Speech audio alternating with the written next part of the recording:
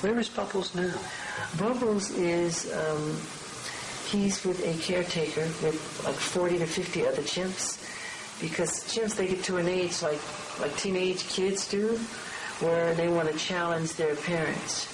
Like if your father tells you to do something, you go, why? Why do I have to do it, Dad? And chimps are very much like that, too. They'll challenge you. And it can become dangerous in a way.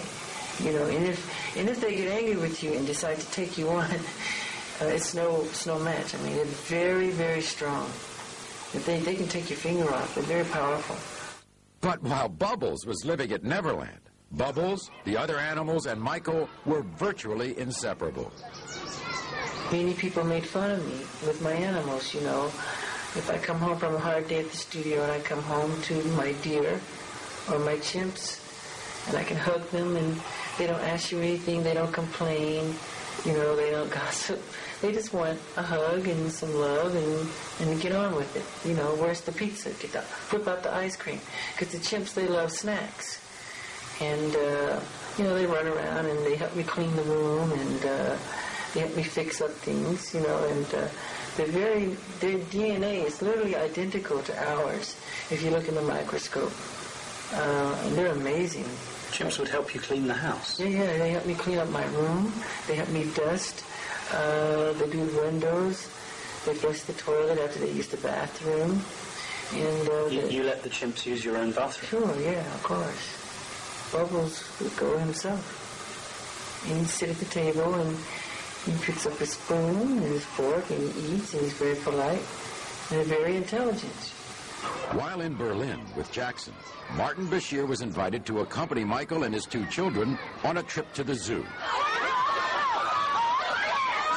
But because someone had evidently tipped off the press, the paparazzi were out in force, causing chaos and a potentially dangerous situation for the Jackson family.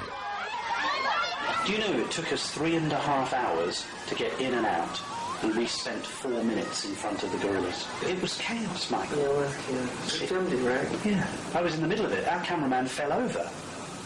Yeah. And at one point, Prince got hurt by someone's umbrella. Yeah. Do you really think it was worth the pain of 3.5 hours for 4 minutes in front of the gorillas?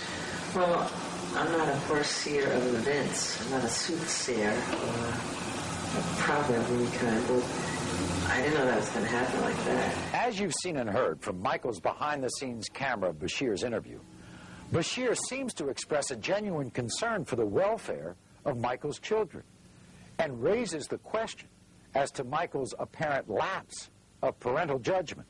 Bashir comments, "It was no kind of trip for two young children, and everyone could see it, but Jackson himself." But what Bashir doesn't include is Michael's explanation that Michael was informed that the zoo would be closed during his visit. I go to the zoo all the time. I go usually when they close it down. And they told us this would be closed down, and they didn't. They left the gates open, and fans and people start pouring in. In fact, what the owner said, because I was there, he actually said that his view was, at the end of the normal opening hours, he would have closed the zoo and then just opened it for you and your family. But you decided not to go then. You wanted to go in the day rather than... It's not true. Is that not true? Not true. That was what he said. I don't want to go in the day, especially if I don't have a problem with the sun. Well, it was winter in Germany, so it wasn't nighttime would have been much cooler. Yeah. But wouldn't it have been better to have gone at night? Yeah. So why didn't you? I never knew that was the proposal. I thought we had a slot and that was it. This was like just a misunderstanding from the zoo part and, you know, Michael's people, and they thought the zoo was going to be closed, but it wasn't. But that whole thing was not a big deal. I mean, he goes through that all the time. Coming up, Michael's video cameras capture a very revealing moment. So they're so quick to call you strange and weird, but it's almost as if you're forced to be different.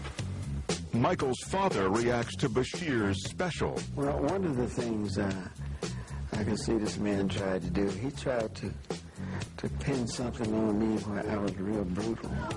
What caused the surgery the other special didn't tell you about? He was so badly burnt on the top of, the whole top of his head caught fire right in front of my eyes.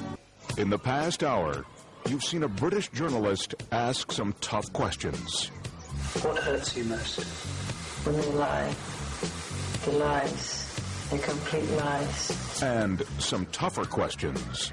You had sex with Debbie. Yes. I know that's difficult for me to say because you're so embarrassed. You're about to hear Michael Jackson's family rally around him, voicing their support. They can go and talk to these children all they want. They're not going to find anything. What they need to do is leave him alone. And voicing their disagreement. I hear Michael saying that he's lonely. Back in those days, Michael had his brothers. He had all his brothers to play with. You've seen Michael's ex-wife come forward for the first time with expressions of emotion. I'd never seen that happen. And that's what made it wonderful for me. And expressions of strength. I do not leave my children. My children are with their father, where they're supposed to be. But most of all, you've seen Michael Jackson's own private cameras catch the good, I think God outdid himself when he created children. the bad, If you dangle blanket over a balcony, you are going to be severely criticised. the strange, You let the chimps use your own bathroom. Sure, yeah, of course. Bubbles will go himself. and the strangely human. I am Peter Pan. Are you not your Michael Jackson? I'm Peter Pan by heart.